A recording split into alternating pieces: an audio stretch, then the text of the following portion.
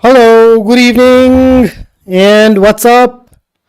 I'm sorry, yaar, I have some technical issues at my end. In fact, my wireless mic was not working, and I was trying to fix it. So I thought that I'll just go ahead and start with the backup mic that I have for the time being. So you know that we've been working together for VA and RC for almost 6 weeks now. And in these 6 weeks, we've had quite a few RC classes. Then we've had 2 or 3 verbal ability sessions too. And today, in the series of MBA CAT Fundamentals 26, we move back to reading comprehension. So in the last class, we talked about something very valuable, and that was how to approach an RC passage. So we are supposed to read the passage first, then go to the questions. And when we read the passage, what is it that we are supposed to do? When we read the passage, what is it that we are supposed to do? So just refresh my mind quickly and then we can take it up from there. Hello, Nikhil. That's a fairly loud hello.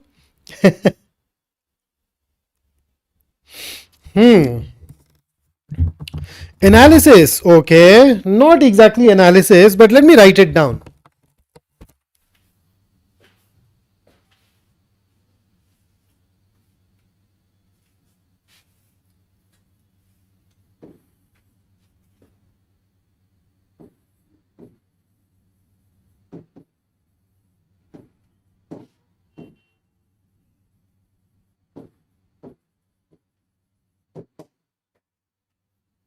So that is the goal that we basically have. We want to read the passage to get an overview of the passage. And even more importantly, we want to do that in under 2 minutes.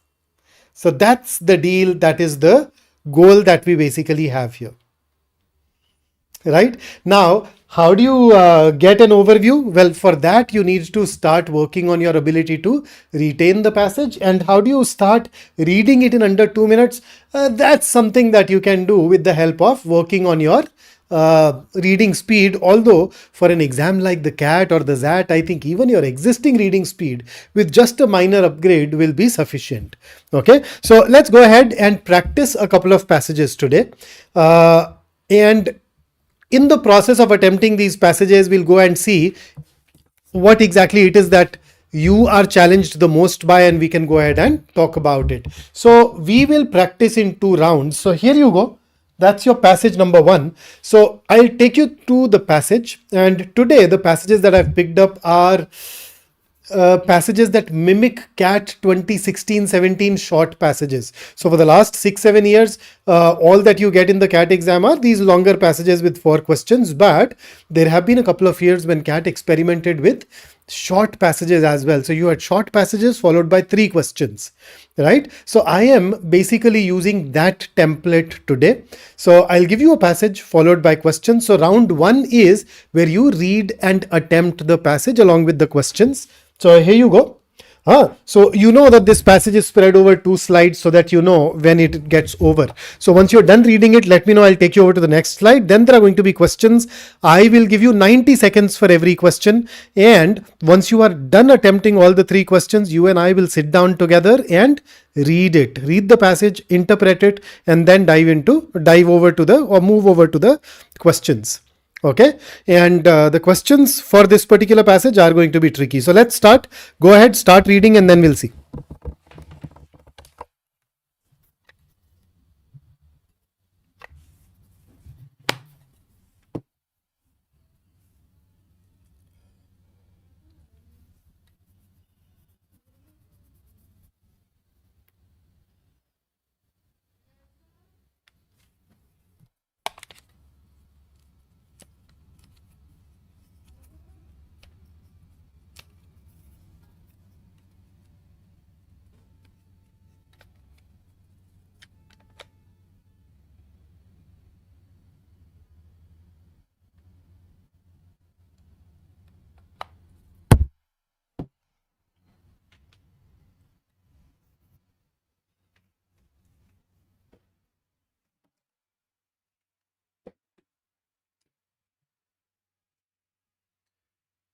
Okay, so taking you over to the next slide. Hopefully you've read it.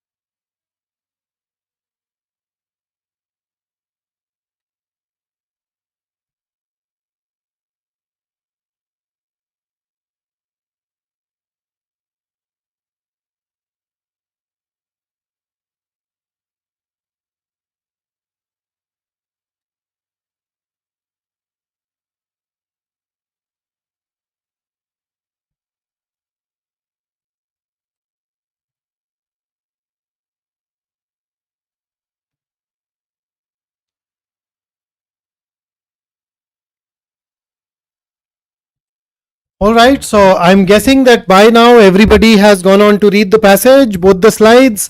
So you are on YouTube. You can go back in the video to refer to the relevant part, to the right part of the passage. So make sure that you do that before sharing the answer with me. So let's start. Here is your first question. And I'll basically wait until 90 seconds and then we will move on.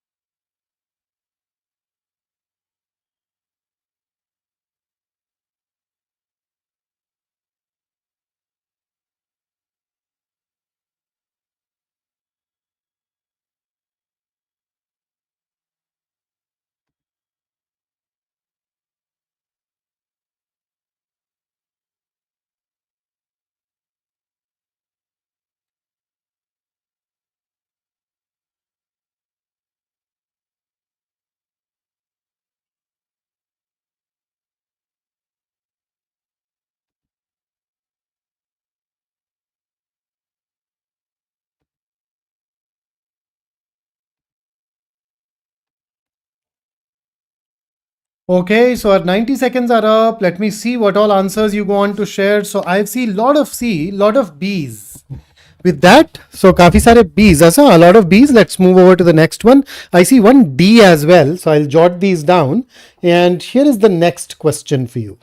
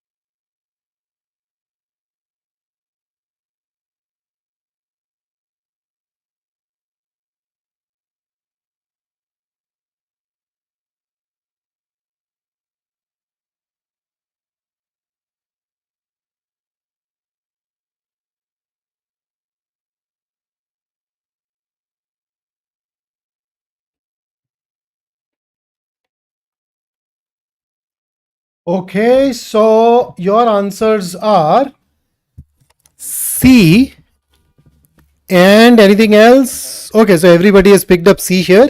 And here comes the last question based on this passage. There you go. Let's start the timer and we'll see. Nikhil, just one message is sufficient. We don't need to send so many of them.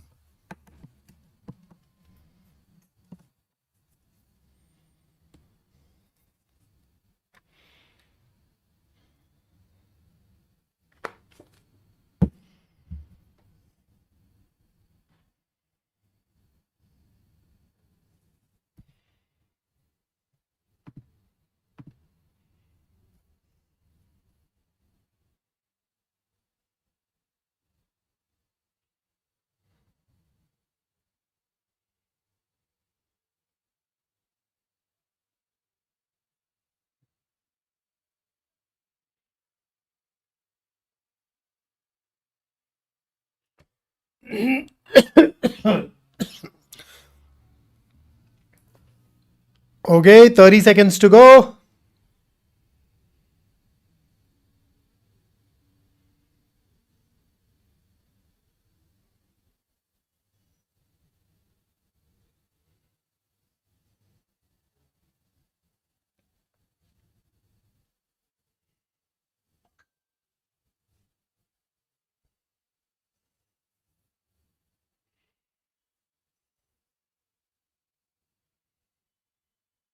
All right, so our time's up. Let's see.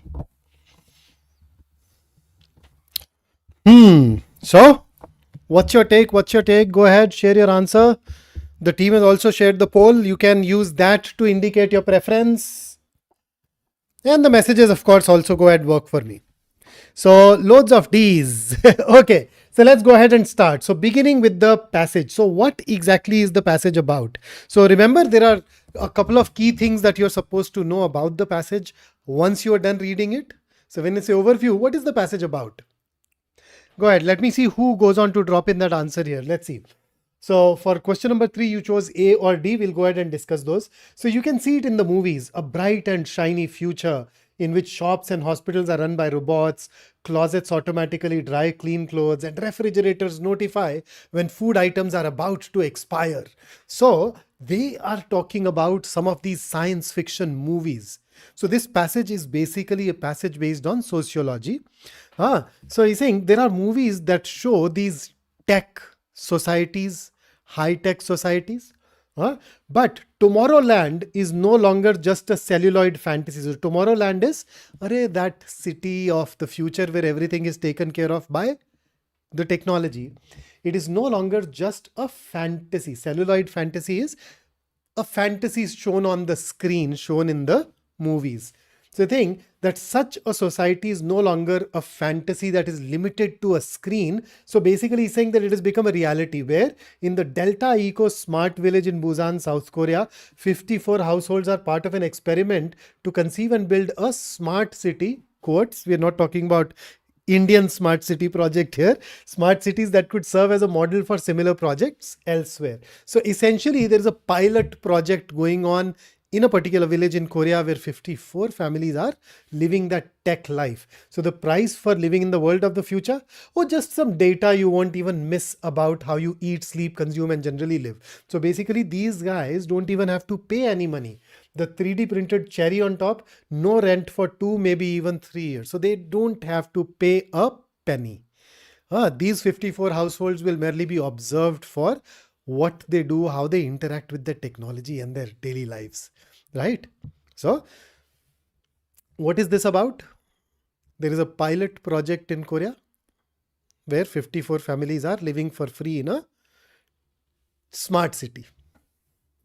Then, no doubt the allure of living an efficient, rent free life in a smart technology powered house is irresistible. I mean, when you hear of this experiment, I don't know about you, when I was reading this, I had a temptation to go and live there. I'm like, why can't I be one of those 54 families?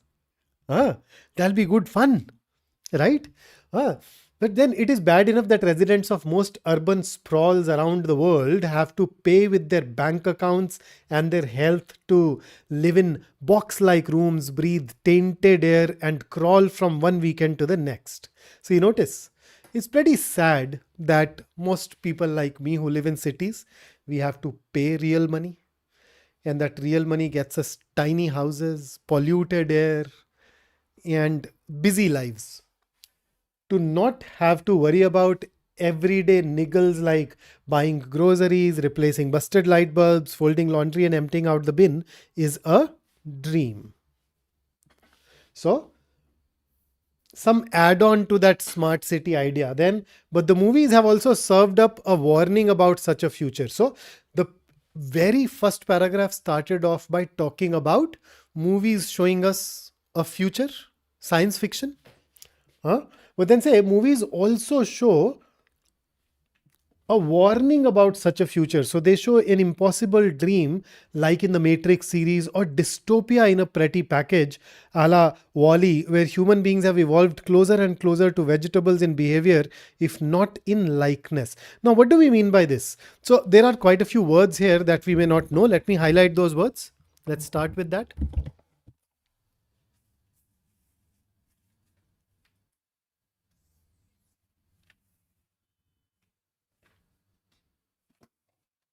And that's another. So, according to you, what is a dystopia? What is a dystopia? How do you define it?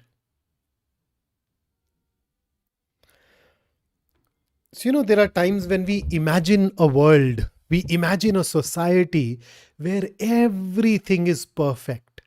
Everybody is happy, people live in harmony with each other. That kind of a society is called a utopia. And then the antonym of utopia is a dystopia. So, an imagined world which is very bad, unfair, where there is a lot of suffering. So, normally, when movies show dystopia, they show that Earth went through some catastrophic event after which nothing was left, and then people were living in a society where they had these wretched, dehumanized, fearful lives. So that's dystopia. So they do not show just those happy, tech driven societies. Movies also show dystopias. Similar to this movie called Wall-E. Now, if you've seen Matrix, if you've seen Wall-E, these references are immediately understandable to you. Otherwise, you can go by this. So they can show an impossible dream, something that can never become a reality. So you're not too invested in that, or a world where shit has hit the fan, basically. Or Allah basically means similar to or alike, this movie called Wall-E, where human beings eventually became more like vegetables in terms of their behavior. Okay. And don't even get me started on the privacy nightmare of data replacing money as currency. Remember last paragraph where they had to pay using their data? So why should anyone even want to delegate the business of living to technology? Delegate basically means to share your responsibilities with somebody else, to give some of your tasks to someone else. So why would anybody want to share their tasks of the business of living to technology, no matter how smart that technology is? Life is, after all, the accretion of daily experiences. Accretion, another word. What exactly is accretion? Anybody? A gradual increase in the amount of something or in the level of value of something. So a gradual increase is accretion. So a gradual increase in the amount of daily experiences. Then these are the different type of experiences that you may have. And so that is what life essentially is. For those who want to live a full life, to be fenced off from these, to not experience these, even by the smartest technology, would not be a smart thing to do. So what do you think? The author is in favor of tech or against tech? According to you, which way does the author lean? He's in favor of this smart technology or against this smart technology? So the key is, the author says there is an experiment going on where we are building a futuristic tech-driven society. And then he says that, we can understand why people are attracted by the idea of a tech-driven society, but then science fiction also shows societies which are horrible. And being human basically means gathering experiences. So you should not use technology for everyday life stuff. Right? So that's what it is. Then let's move over to the questions. According to the author, why is it attractive to live in technology-driven smart houses? Now, if you want the answer to this, you need to go back to the second paragraph. So second paragraph essentially talks about if efficient rent-free life, plus you're able to avoid the world, plus there are these conveniences. Now, if I go to the options, most people living in urban areas, which all options did you choose? You guys chose B or D. So we can rule out A and D, A and C, and let's just focus on B versus D. So B, people would like to be free of their daily chores and daily worries of fixing things, versus people mistake celluloid fantasy for reality. Is that a part of the allure? I mean, getting confused between A and B probably still makes sense, but D is not even present there in the second paragraph as an allure.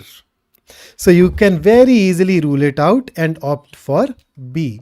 I think the more or the bigger challenge would have been between A and B, but I'm really very glad that you ruled it out. So good for us. So if you were confused between A and B, let me know and we can go ahead and look at it. Then next question.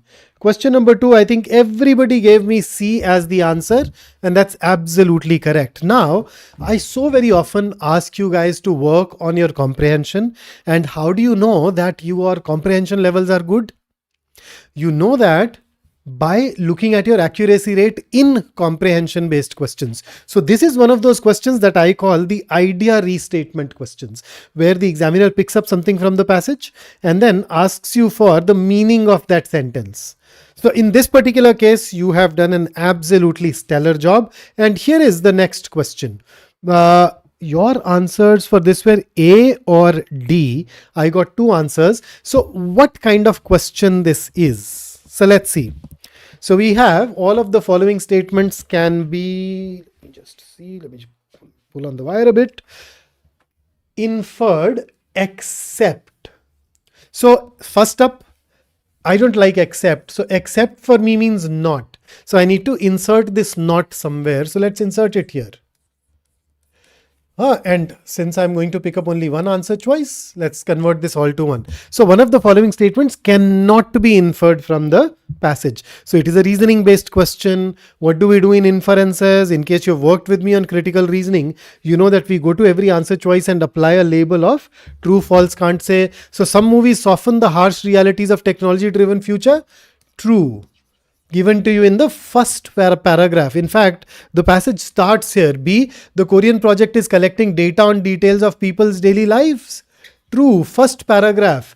What do those 54 families have to pay? Nothing. They just pay in terms of data that they'll hardly miss. C, the author believes that life is an accumulation of daily experiences and one should not let technology take over this aspect. True, last paragraph. Remember when we looked at the meaning of accretion? D, people who want to live a good life should avoid the problems of life using the smartest technology available.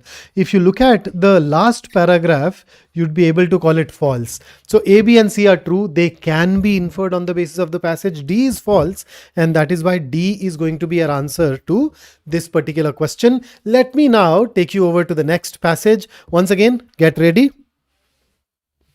And this is a passage which is divided across 3 slides. Let me know once you have done reading it, and I'll take you to the next one.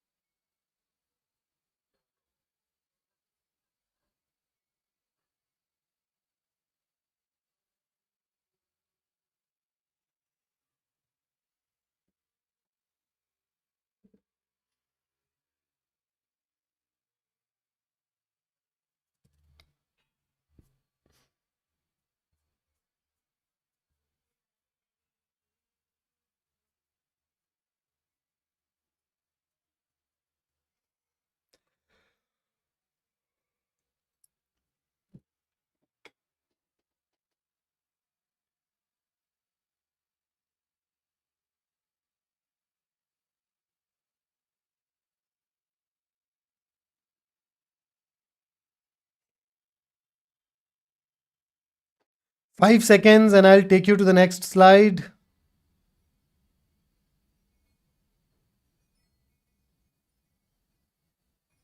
Okay, here is slide number 2.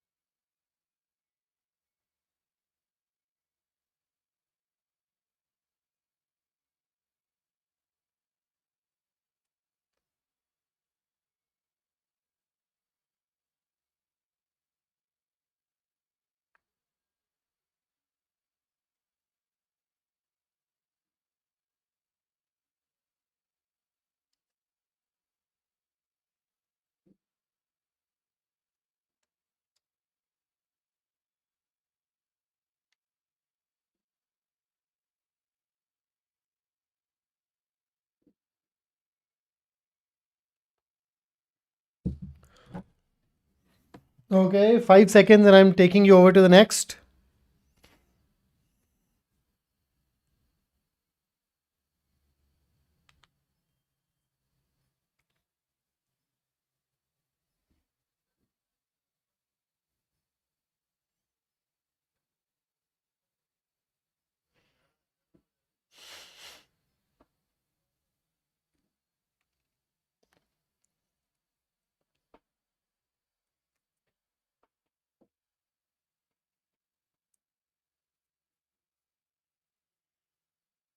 We have 5 seconds and I'll take you to the questions.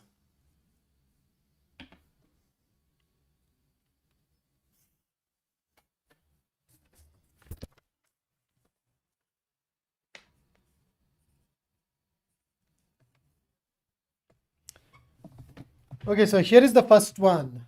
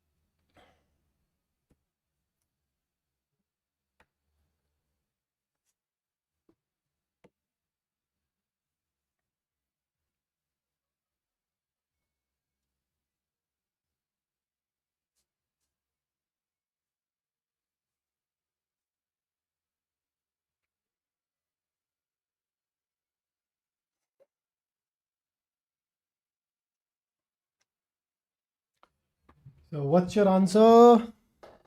30 seconds to go.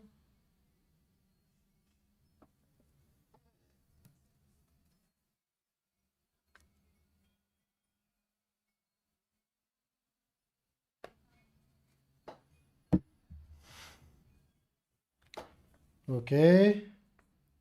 So, A, C, B. Okay.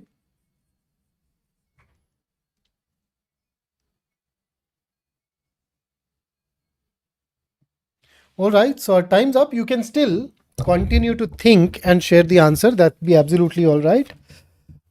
I mean, normally up to 2 minutes is absolutely fine. That's not a problem at this juncture. Okay. Next question.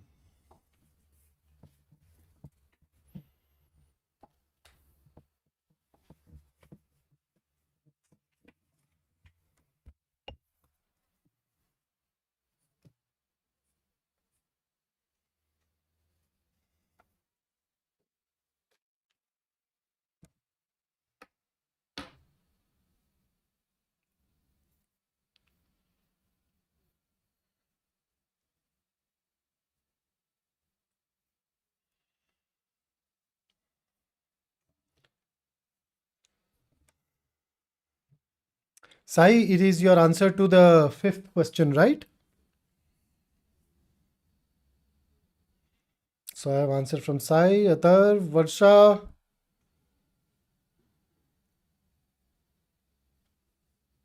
This was quick, huh? I'm really glad that you are answering it really fast this time around. Under a minute.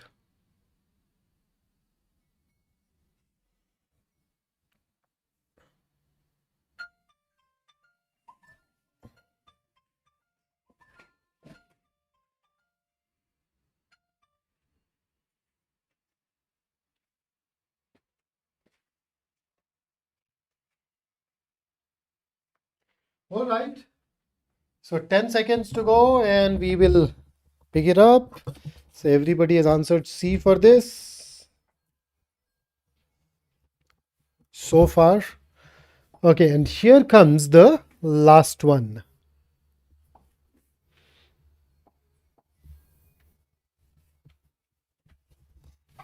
Question number 6.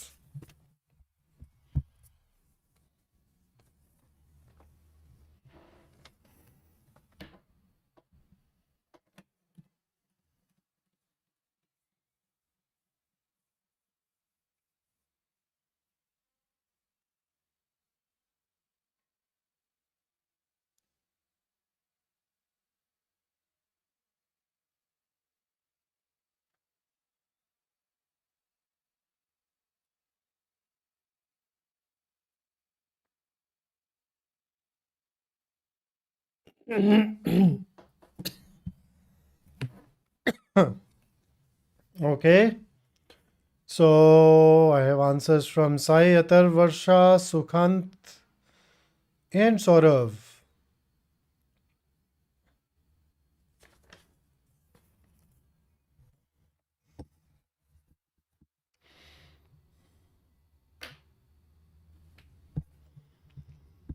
We have 20 more seconds and then we will move on.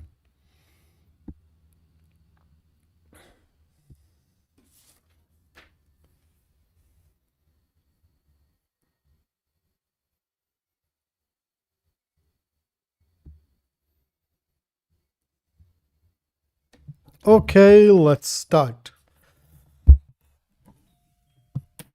Let's go.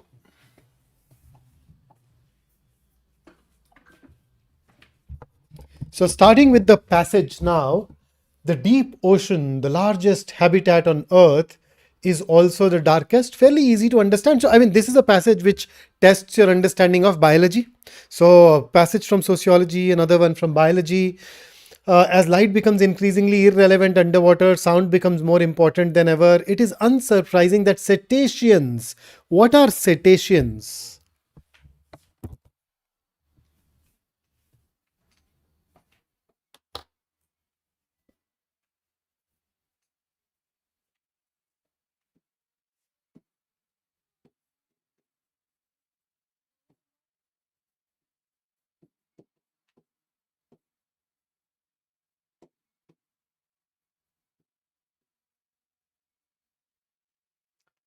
So, you and I, we are mammals, and mammals are usually found on the land. Some mammals can also survive in the water for a brief period, but then there are mammals that have become fully aquatic. They survive exclusively in the sea.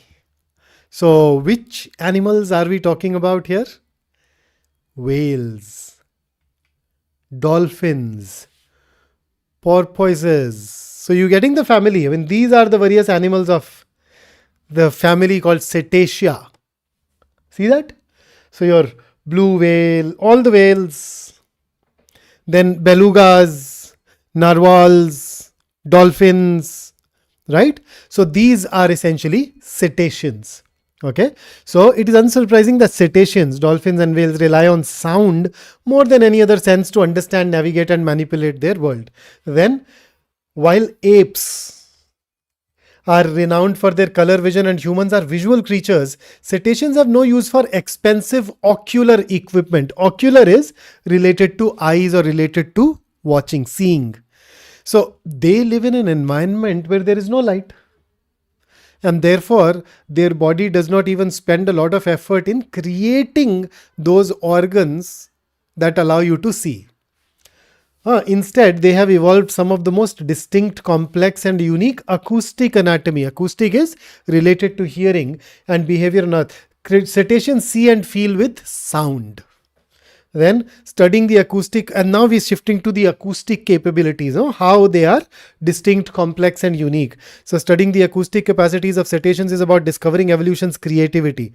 Then it describes sound waves, right? And how sound travels. Then when the ancestors of all dolphins and whales moved from the land into the sea, almost all aspects of their anatomy changed drastically. So it goes ahead and talks about all the changes to their anatomy, right? And finally coming back to the changes in that auditory equipment, right? They needed to be dramatic to, so changes need to be dramatic to accommodate the acoustic environment of the sea, and then those changes,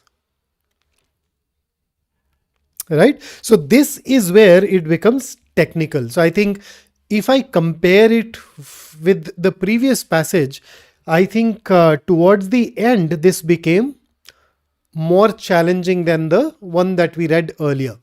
So it was a little longer, and on top of that, it was also a little tricky starting from this particular paragraph.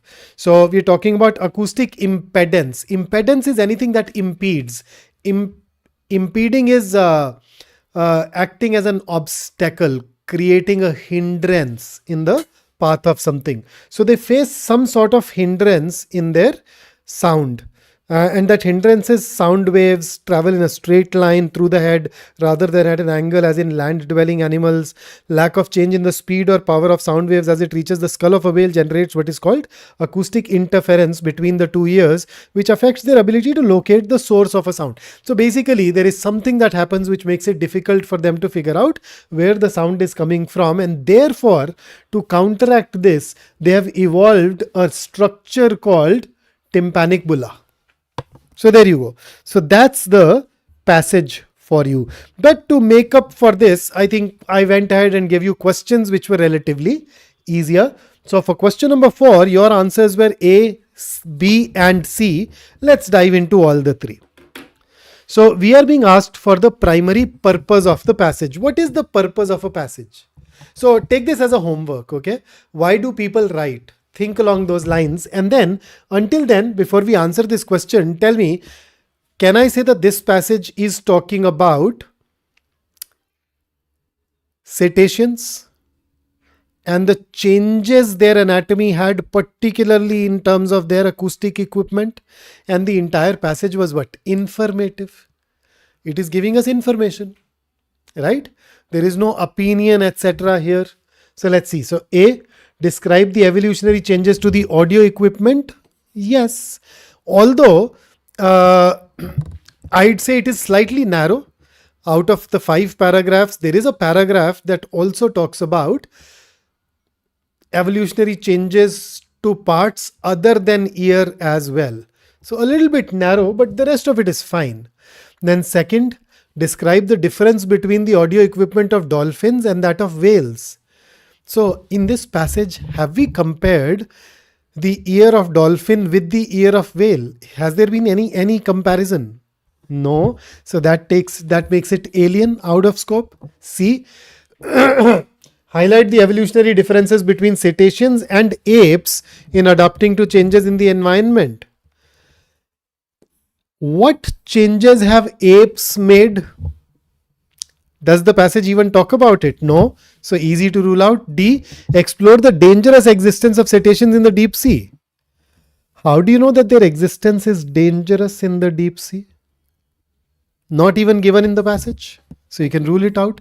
And that is what makes A the best answer choice. We just had to look at the theme and then see whether it is mentioned in the passage or talked about in the passage or not. Question number 5, I think everybody went on to share C.